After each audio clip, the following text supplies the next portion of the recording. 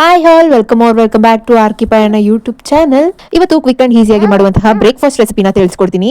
ದಯವಿಟ್ಟು ಪೂರ್ತಿ ವಿಡಿಯೋನ ನೋಡಿ. ಮೊದಲಿಗೆ ಎಲ್ಲಾ ತರದ ತರಕಾರಿ ಮನೇಲಿ ನಮಗೆ ಯಾವ್ದು ಇಷ್ಟ ಆಗುತ್ತೋ ಆ ತರಕಾರಿನೆಲ್ಲ ನೀಟಾಗಿ ಹಚ್ಕೊಂಡಿರ್ಬೇಕು. ನಾವಿಲ್ಲಿ ಕ್ಯಾರೆಟ್, ಬೀನ್ಸ್ ಹಾಗೆ ಮನೇಲಿ ಇದ್ದಂತ ತರಕಾರಿನೆಲ್ಲ ಹಚ್ಕೊಂಡು ರೆಡಿ ಮಾಡ್ಕೊಂಡಿದ್ರು. ಜೊತೆಗೆ ಒಗ್ಗರಣೆ ಹಾಕಕ್ಕೆ ಈರುಳ್ಳಿ, ಟೊಮೊಟೊ, ಇನ್ನು ಬಿಸಿಬೇಳೆ ಬಾತ್ ಪೌಡರ್ ಹಾಗೆ ತೊಗರಿ ಬೇಳೆ, ಸ್ವಲ್ಪ ಹೆಸರು ಬೇಳೆ ಎಲ್ಲದನ್ನು ಸಮವಾಗಿ ಈ ಸಣ್ಣ ಲೋಟದಲ್ಲಿ ಅಳತೆ ಮಾಡ್ಕೊಂಡು ಹಾಕೊಂಡಿದ್ದು. ಹೆಸರು ಬೇಳೆ ಮಾತ್ರ ಸ್ವಲ್ಪ ಹಾಕಿದ್ವಿ. ನೆಕ್ಸ್ಟ್ ಒಂದು ಕುಕ್ಕರ್ಗೆ ಎಣ್ಣೆ ಹಾಕೊಂಡು ಒಗ್ಗರಣೆಗೆ ಸಾಸಿವೆ, ಕರಿಬೇವು, ಹಚ್ಚಿಡ್ಕೊಂಡಿದ್ದಂತಹ ಈರುಳ್ಳಿ, ಟೊಮೊಟೊ, ಬೆಳ್ಳುಳ್ಳಿ ಹಾಗೆ ಒಣಮೆಣಸಿನ್ಕಾಯಿ ಎಲ್ಲದನ್ನು ಹಾಕಿ ಸ್ವಲ್ಪ ಬಾಡ್ಕೊಳ್ಳೋವರೆಗೂ ಹುರ್ಕೋಬೇಕು.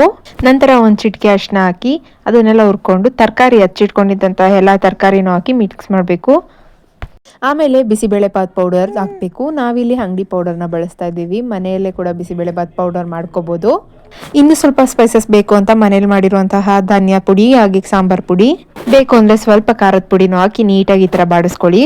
ಆಮೇಲೆ ತೊಳೆದು ನೆನಾಕಿದಂತಹ ಅಕ್ಕಿ ಮತ್ತೆ ಬೇಳೆಗಳನ್ನ ಹಾಕಿ ನೀಟಾಗಿ ಹುರ್ಕೋಬೇಕು. ಎಷ್ಟು ಬೇಕೋ ಅಷ್ಟು ನೀರನ್ನ ಹಾಕೋತಾ ನೀಟಾಗಿ ತಿರುಕೋತಾ ಇರಬೇಕು.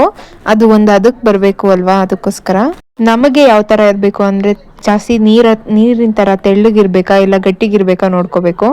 ಲಾಸ್ಟಿಗೆ ಸ್ವಲ್ಪ ಉಪ್ಪು ಹಾಕಿ ನೀಟಾಗಿ ತಿರುಗ್ಬಿಟ್ಟು ಕುಕ್ಕರ್ನ ಮುಚ್ಚಿದ್ರೆ ಮುಗೀತು. ಎಷ್ಟು ಕ್ವಿಕ್ಕಾಗಿ ಸಿಂಪಲ್ ಆಗಿ ಆಗಿದಂತಹ ಬ್ರೇಕ್ಫಾಸ್ಟ್ನ ನೋಡಿದ್ರಿ ಅಲ್ವಾ. ಸೊ ಇದೇ ಥರ ಕುಕಿಂಗ್ ವಿಡಿಯೋಸ್ ಬೇಕು ಅಂದರೆ ನನ್ನ ಚಾನಲ್ನ ಸಬ್ಸ್ಕ್ರೈಬ್ ಮಾಡಿ, ಲೈಕ್ ಮಾಡಿ, ಶೇರ್ ಮಾಡಿ. Thank you so much for watching.